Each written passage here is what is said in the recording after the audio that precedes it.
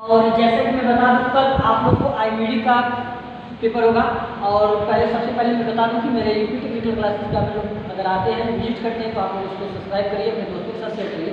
मैं ऐसे ही वीडियो कुछ लोग आप लोग को पढ़ा, जैसे मैं आपको बताया मालूदा पॉलिटेक्निक कॉलेज में पढ़ाता हूँ, तो हमारा हर एक टारगेट रहता है बच्चे के पास वो चीज़, हमारा जितना भी कंटेंट रहता है, मैं पढ़ाने पर विश्वास करता हूँ और बाकी बकवास नहीं है, वो औकाल की बातें नहीं होती। ठीक है, तो चलिए सबसे पहले हम लोग जानेंगे। देखिए, हम लोग IMD पढ़ते हैं तो उसमें 2 सेक्शन होगा, सेक्शन A और सेक्शन B।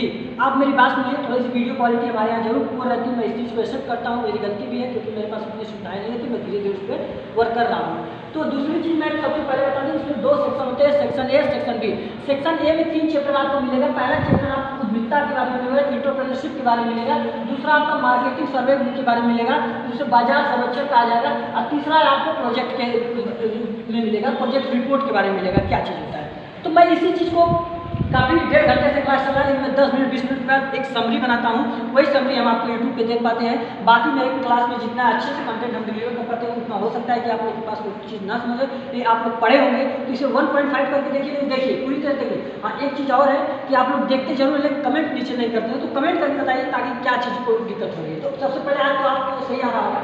देखिए, उद्यमिता क्या के बारे में, उद्यमिता के बारे में हम लोग बताते हैं। उद्यमी क्या चीज़ होता है, एक एंटरप्रेन्योरशिप। अगर आप लोग बिजनेस पॉइंट की बात करेंगे तो W जोसेफ ने एक अपना चीज़ दिया कि 3 चीज़ों को मिलाकर उसको एक बिजनेस के अंदर वो 3 चीज़ होना चाहिए। पहला अन्वेषण, दूसरा नवप्रवर्तन, और तीसरा है आपका अनुकूलन, मतलब तथा एवं अनुकूलन। मतलब अन्वेषण मतलब आपका वो क्या हो, उसके प्रति होना चाहिए, और नवप्रवर्तन मतलब आपकी एक ऐसी चीज़ होनी चाहिए कि एक नए विचार की तरह आप कोई भी कार्य कर रहे हैं, एक विचार कर उसको आगे बढ़ाने की बात करना चाहिए उसके। ठीक है, दूसरी चीज़ नवप्रवर्तन की बात है, नया उसके कार्य के प्रति, और अनुकूल होना चाहिए, उसके समान होना चाहिए, उसी के समान होना चाहिए।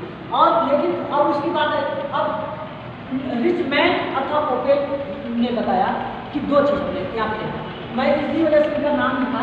4-5 लोगों ने अपनी बहुत महान व्यक्ति थे, उन्होंने अपना विचार दिया। आप एग्जाम में क्या लिखते हैं, जैसे ये चीज़ आपको बिल्कुल ये चीज़ समझ में होना चाहिए कि W जोसेफ, ये 2-3 पॉइंट जो मुख्य बिंदु है कि इसको आप रट के जाइए, लिख के जाइए, लेकिन वहाँ जाने के बाद आप इसको जरूर हेडिंग लिखिए। बीच में क्या लिखते हैं उसको मतलब नहीं है, मतलब किसी रिलेटेड लिखेंगे, सेंटेंस नहीं से, लेकिन तो आप ये चीज़ जरूर लिखते हैं। ठीक है, कोपेन वर्क ने बताया कि कोपेन साहब ने थे, रिच मैन ने और तथा कोपेन ने, दोनों ने ये बताया कि आपके पास वो आपके अंदर एक उद्यमिता का गुण होना चाहिए, जब आप एक जोखिम उठाने वाले व्यक्ति होने चाहिए। सबसे पहली बात कि आपके अंदर ये नहीं कि प्रॉफिटेबल नहीं हो रहा है, कोई घाटा हो गया तो आप वो चीज़ नहीं सह पाए, आपको सहनशीलता वाले व्यक्ति भी होने की जरूरत है। बाकी चीज़ें तो आप समझ रहे हैं, बना के उसकी चीज़ को लिखना पड़ेगा आपको। व्यक्ति के पास लाभार्थी को जो भी होगा उसके पास वो आगे भी ले जाएगा।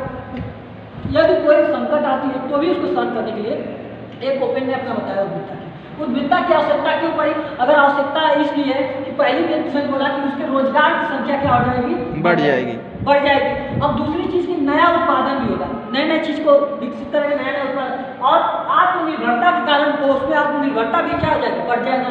दूसरी चीज़ आयात निर्यात हमारा क्या हो जाएगा, दूसरे जहाँ से एक स्टेट से दूसरे स्टेट कंट्री से भी आसानी से हम लोग का आयात निर्यात, मुद्रा में वृद्धि हो जाएगी। भाई जाहिर सी बात है, आज जैसा भी हमारे गवर्नमेंट में चाहती भी है कि हमारा जो ये आत्मनिर्भरता वाली देश की बात दावा करती है, लेकिन तो वो क्या करती है, छोटे छोटे रोजगारों को बढ़ावा देती है ताकि ये हमारा कंट्री मतलब सेल्फ डिपेंडेंट हो जाएगा। तो उस रूप से क्या हो जाएगा आपका, वो आगे बढ़ने का प्रयास कर लेगा। फिर चौथा चीज़ एक उद्यम होता है। एक उद्यम क्या होता है, उद्यमिता और उद्यम में इतना अंतर होता है कि एक उद्यम व्यक्ति जो व्यक्ति होता है वो नए कार्य को करने की क्या करता है, चेष्टा करता है, नए कार्य के बारे में सोचता है, नया उद्यम करने का विकास करने की बात करता है। तो ये पूरा एक, मैं देखिए पूरी सारांश को मैं पूरी तरह से दे तो नहीं पाऊंगा, लेकिन बस इतना आपको दे दिया। जो लोग हमसे पढ़ रहे हैं, जो क्लास कर रहे हैं, उनके बारे में इतना काफ़ी है, क्योंकि वो सुनेंगे लास्ट में लिख के आएंगे। ठीक है, अब दूसरी चीज़ इसे पूछेगा प्राइवेट कंपनी और पब्लिक कंपनी में क्या अंतर है। अब प्राइवेट में और प्राइवेट कंपनी वो होती है जैसे न्यूनतम उसमें कम से कम 2 व्यक्ति या 50 व्यक्ति का कार्य अगर उसमें हो रहा होगा, वो प्राइवेट सेक्टर में आपके अंतर्गत आएगा। और मैं पब्लिक सेक्टर की बात करता हूँ तो उसमें कम से कम 7 व्यक्ति का काम होना चाहिए, 7 से लोग होंगे, उससे ज़्यादा होंगे, तो ये चीज़ आपके अंतर्गत आएगी। ठीक है, चौथा चीज, अगर एक बार नाबार्ड के बारे में बोलता है, नाबार्ड एक संस्था है, एक ऑर्गेनाइजेशन। ठीक है, वो इसका फुल फॉर्म का बता दूं कि नेशनल में आपका आता है नेशनल बैंक एंड एग्रीकल्चर, ठीक है, एंड रूरल डेवलपमेंट, ठीक है। इसकी हिंदी होती है राष्ट्रीय कृषि एवं ग्रामीण विकास बैंक। मतलब इसकी स्थापना 12 जुलाई 1982 में। ये पॉइंट आप एग्जाम के देखते वक्त भी जाइएगा, तो ये नोट करिएगा, अगर आ गया तो इसको आपको बना के, ठीक है। मुख्यालय मुंबई, ठीक। इसका मुख्यालय कहाँ होता है? इसकी मुख्यालय आपको मुंबई, ठीक है। तो ये चीज़ क्या काम करता है, जैसे छोटे छोटे कुटीर उद्योग इत्यादि को बढ़ावा देने के लिए कृषि एग्रीकल्चर में जितने भी हमारे गांव में एकदम गांव भाषा में बताएं कि जैसे सिंचाई का पानी का, नहर का, ट्यूबवेल का इत्यादि को छोटे छोटे उद्योग, लोहार बढ़ई का काम इत्यादि कुछ भी होती है, पान खोलने के, ये छोटे छोटे चीज़ें कमर्शियल पर्पज से जितना भी कुटीर उद्योग है, मुर्गी पालन, मछली पालन, ये सब देते हैं, तो ये सब उसमें इन्वेस्ट करने के लिए पैसा देती है बैंक, ठीक है। ये बैंक पैसा देगी जिससे कि आपको कम ब्याज पे देगी, जिससे आप क्या अपने स्वतः सेल्फ निर्भर हो सकते हैं काम करने के लिए, वो चीज़ आपके पास होनी चाहिए, ठीक है। तो ये चीज़ आपके अंदर होनी चाहिए। दूसरी चीज़, अब एक बाजार सर्वेक्षण के बारे में जानते हैं। बाजार सर्वेक्षण में आप अगर कोई चीज़ मार्केटिंग सर्वे करने जाएंगे तो आपकी विचारधारा, एक विचार आए कि नहीं है, एक प्रोजेक्ट आपके अंदर बनेगा कि नहीं, वो किसमें वर्क करेगा, ये चीज़ निर्भर हो सकती है, ठीक है। तो सबसे पहले आप 3 चीज़ पे ध्यान देंगे, ठीक, मेरी बात सुनिए। पहला, कच्चा, देखिए मेरी स्पीड थोड़ी तेज रहती है, इसलिए मैं जब रिवीजन कराता हूँ तो मैं सोचता हूँ कि कितने कम समय में वो चीज़ एडजस्ट किया जाए, तो इससे कोई नहीं, आपको इतना पे समझने का प्रयास करिए।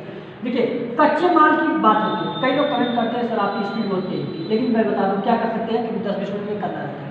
कच्चे माल क्या होता है? कच्चा माल आपके पास प्रॉपरली, आप बाजार में जाएंगे सर्वे करने कोई चीज़ करेंगे तो आप क्या सोचेंगे, कच्चा माल हमें प्राप्त हो जाए। कच्चा माल मतलब ऊख, गन्ना आपके गाँव के पास होती है, उसको लाओगे, बेली बनाओगे, तब करोगे, तब तो होगा, है। अब वो आवागमन मतलब गन्ना लाने के, मतलब आप चले गए देवारा साइड, चाहे कहीं भी, मतलब अपने एरिया में जहाँ गन्ना अधिक होता है, तो अब वहाँ उत्तर प्रदेश में सबसे ज़्यादा भी होता है, शायद मैं भी सही कर रहा हूँ, भारत में सबसे ज़्यादा गन्ना की मात्रा भी पाई जाती है, और राज्य में बोला जाए तो उत्तर प्रदेश में होता है। तो यहाँ पे क्या होता है कि फिर ये आवागमन, अब उस गन्ने का देखते बड़ी बड़ी मील जो होती है, उस मील पे हम लोग स्टोर करते हैं, रखते हैं। अब ये चीज़ हमें, अगर कच्चा माल मिल जाता है, ये बाजार का सर्वे हम करेंगे कि क्या हो सकता है, हाँ हो सकता है। दूसरी चीज़ उपकरण, अब गांव में कल जानते हैं ना, कल कि वो कौन सा गाना कि पेरने वाला, वो गाना इसी बना, ऊपर 36 नीचे 32 वाला कहानी उसी में बना था, तो गाना का कहने का सेंस वही था, लेकिन कल की साइड ऊपर की 36 होता है, नीचे 32 होता है, तो वो लड़के सब गाना अलगे घुमा दिए, भोजपुरी वाले एकदम बेकार कर दिएगा, हाँ। तो उसमें वो मशीन की बात कर रहा था, अभी मशीन से कुछ और मशीन लड़के सब समझते हैं, तो उसमें ओपी भी गया होगा। तो इस पर मशीन का उपकरण क्या उपलब्धि हमें, जो मशीन होगा वो प्रॉपर रूप से हमें मिल पाएगा कि नहीं मिल पाएगा, ठीक है। ये चीज़ हम लोग देखते हैं, देखिए उधर ही होगा, नहीं इसी में चलिए। तो अब उसमें मशीन हम लोग यह क्या चीज़ करते हैं कि मशीन ये पूरी तरह से प्रॉपरली हम लोग को मिल पाएगी। अब बाजार संबंधी जानकारी क्या लेंगे, अगर मान लीजिए आप माल तैयार कर दिए, ठीक है, गाँव में भेली बना दिए, अब गाँव वाले भेली बेचने चले गए, दही जमा दिया, अब ये कहेगा ले दही, अब वो दही कहाँ बिक रही है, गाँव में बेचेगा, बिकेगा नहीं, बिकेगा शहर में जाएगा वो बेचने, अच्छे दाम पर बिकेगा नहीं, तो वो भेली बाजार घूम रहेगा, तो उसकी जानेगा कि ये मार्केट में उतारेंगे क्या, इसके अच्छे धन मतलब पैसे अच्छे मिल सकते हैं, अच्छे पैसे आएंगे, हाँ आएगा। व्यक्तिगत जानकारी लेना चाहेगा कि गाँव में घूम के जैसे पता लगाएगा शहर में किसकी सबसे ज़्यादा डिमांड है, क्या भेली की ज़्यादा डिमांड है या दही की, तो वो गर्मी में दही सबसे ज़्यादा लोग पूछते हैं, भेली भी पूछते हैं, तो देखेगा हर व्यक्ति से पूछेगा अरे भैया क्या बात है, कहाँ नहीं, तो बोलेगा अरे यार आजकल दही जो आपका सही नहीं है, भेली भी लाइए, थोड़ा गर्मी आ गया है और भेली खाद पानी पीते हैं, तो भेली लाने का जानकारी व्यक्तिगत राय लेगा सबसे घूम के, और सामान्य जानकारी अभी रखेगा कि और मतलब ये गुड़ भेली ला रहे हैं तो लोग कितने लोग चीनी खा रहे हैं, कितने लोग गुड़ पसंद कर रहे हैं, कितने लोग बर्फी खाते हैं घर में, कितने, ये सामान्य जानकारी लोगों का सर्वे करके अनुसार देखेगा। फिर चौथा चीज, ग्राहक की सबसे ज़्यादा डिमांड किस चीज़ की होती है, ग्राहक क्या मांगना चाहता है, क्या अगर मान लीजिए मार्केट में ठंडी है तो पंखा मांगेंगे, पंखा कोई मांगेगा नहीं, ब्लोअर मांगेगा, हीटर मांगेगा, ये सब मांगेगा ना। तो गर्मी आया तो सबसे ज़्यादा क्या ग्राहक डिमांड करने लगा कि आप फैन लाइए। अब फैन में देखिए कौन सा फैन चाहिए, फैन चाहिए या वॉल फैन चाहिए, अब उसके बाद फिर उसको कूलर चाहिए या एसी चाहिए। ये क्या करेगा, ग्राहक के ऊपर डिपेंड करने लगता है, तो वो बाजार से संबंधित जानकारी रखे कि मार्केट में सबसे ज़्यादा डिमांड उत्तर किस चीज़ का रहा है। मैं बिजनेस फैमिली से बिलोंग करता हूँ, इस वजह से मैं बताता हूँ कि जो मार्केट में सबसे ज़्यादा आती है कोई उसी चीज़ का सबसे ज़्यादा डिमांड हो जाती है। और अगर वो मार्केट में गलती से हमारे पास पहले आ गई तो सबसे ज़्यादा रेट में हम बेच पाते हैं, तो ये प्रॉफिटेबल हो जाता है। ठीक है, और उत्पाद अब बताइए, अब देखा जाएगा कि कौन सा मार्केट में कितना डिमांड है, किसको उत्पाद कम किया जा सकता है। ठीक है, ये हमारा दो चैप्टर समाप्त हुआ। अब तीसरी चैप्टर में प्रोजेक्ट रिपोर्ट की बात आती है। ठीक है, प्रोजेक्ट रिपोर्ट की बात आती है। अब प्रोजेक्ट रिपोर्ट क्या चीज़ होता है?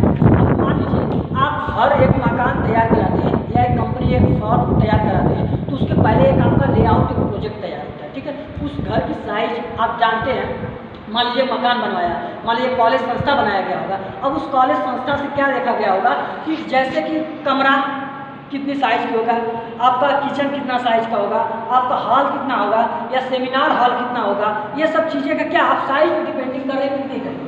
अच्छा, फिर उसके बाद पदार्थ की आवश्यकता, कितनी कितनी मात्राएं हमको इसमें इन्वेस्ट करना पड़ेगा, कितने सीमेंट बालू इत्यादि, कितनी वायरिंग खर्चा, ये सब क्या है, कितना इन्वेस्ट है, ये पदार्थ उसमें। फिर इसके बाद आपका मशीन श्रमिक आवश्यकता, मशीनों की रिक्वायरमेंट होगी, अच्छे कितने श्रमिक को भी इंस्टॉल होगा, ये सब आप रिपोर्ट अब जब तैयार करेंगे तो ये आपका चीज़ हो पाएगा। ठीक है, अब उसके बाद स्थान, किस स्थान पे ये प्रोजेक्ट लॉन्च किया जाए कि ताकि हमारा सबसे ज़्यादा, अब हम इलेक्ट्रिकल से हैं तो अगर मान लो कोई आपको जनरेशन के पॉइंट पर गए तो हम ये देखेंगे थर्मल पावर प्लांट की हाइड्रो पावर प्लांट तक किस स्थान पर लगाने का प्रयास करेंगे, वो स्थान हम लोग चूज करेंगे कि नहीं करेंगे, चूज करेंगे। अब उसके बाद एक सिंबल, हर एक चीज़ की अपनी कंपनी का एक लोगो होता है, सिंबल होता है, तो उस चीज़ को रिप्रेजेंट करने के लिए सिंबल प्रयोग किया जाता है, वही चीज़ की सिंबल की बात करेगा। फिर उसके बाद छठे पॉइंट पे अगर प्रोजेक्ट आप तैयार करते हैं, फिर उसके बाद आप देखेंगे कि क्या कितना हमारा लागत लगता है, कितना हमारे कास्ट आ रही है, कितनी हमारी पूंजी आ रही है। उस पूंजी के अनुसार आप देखेंगे उसमें जो आपकी कैपिटल कॉस्ट होती है या प्रारंभिक लागत जितना आएगा, मान लीजिए कोई मकान बनाते हैं 1 करोड़ रुपया खर्च आ गया। ठीक है, उस मकान में या स्कूल या कोई भी या कंपनी या कुछ भी खोलते हैं तो उस दौरान जो खर्च आता है, अब प्रारंभिक लागत और आपका रनिंग चल लागत में कोई आपको डिफरेंट बताए देते हैं कि प्रारंभिक लागत किसी भी भवन या निर्माण कार्य करने में लगाया गया पूंजी, जब तक वो कार्य स्टार्ट से प्रारंभिक किया जाता है और जब तक वो उस पर नया कोई कार्य के लिए सृजन नहीं किया जाता, जैसे कोई कंपनी या कुछ भी बना के पूरी तरह से कंप्लीट न कर दिया जाए या उद्घाटन तक के लगाए गए कास्ट को हम लोग कैपिटल कास्ट करते हैं। जैसे कोई काम किया गया वह जब तक उस कार्य को पूर्ण रूप से समाप्त न हो जाता है तब तक लगाया गया कॉस्ट क्या कहलाता है, आपका कैपिटल कॉस्ट कहलाता है, मतलब प्रारंभिक लागत। लेकिन जैसे वो प्रारंभिक लागत के बाद उसमें नया कार्य स्टार्ट हो जाता है, फर्म या कंपनी स्टार्ट हो जाती है, तो कंपनी स्टार्ट होने, प्रोडक्ट बनाने, बेचने, खरीदने के दौरान जितने भी कास्ट मतलब पैसा आना जाना खत्म होता है, उस दौरान के खर्च होने के दौरान जो आपका आएगा उसे हम रनिंग का, जैसे फैन इत्यादि टूट जाना, मेज इत्यादि, या कंपनी का कोई मशीन खराब हो जाना, उपकरण कराना, श्रमिक को चोट लग जाना, श्रमिक का कोई इंचार्ज आ गया उसको पानी पिलाना, ये सब क्या है, सब रनिंग कास्ट के अंतर्गत आते हैं। ठीक है, तो ये मैं सेक्शन आपका सेक्शन 3 में मैं इतनी बात किया कि सेक्शन में आपका 3 चैप्टर के बारे में बताया गया था, मुझे लगता है 25 नंबर का आपका ये फंसने वाला है। ठीक है, 20 से 25 नंबर, तो ये आपका पूरा सेक्शन ए मैंने समाप्त किया। अब सेक्शन बी की तरफ हम लोग चलेंगे, इसमें मैनेजमेंट होगा, लीडरशिप होगी, ये सब चीज़ें हम लोग पढ़ेंगे, तो वो आपका फिर उसमें आगे तरफ आएगा। ठीक है, इसके बाद मैं वीडियो तो अगर हो सकता है तो उसको भी चढ़ाया जाएगा, लेकिन बस इस सेक्शन बी की तरफ हम लोग चलेंगे। तो चलिए मेरे दोस्त, आपको वीडियो अच्छा लगेगा और काफ़ी प्यार इसने दिया आप लोगों ने भी, और हम इस वीडियो को कमेंट करके जरूर बताइएगा अपने दोस्तों के साथ। चलिए ठीक है, नया सेक्शन स्टार्ट करेंगे, सेक्शन बी।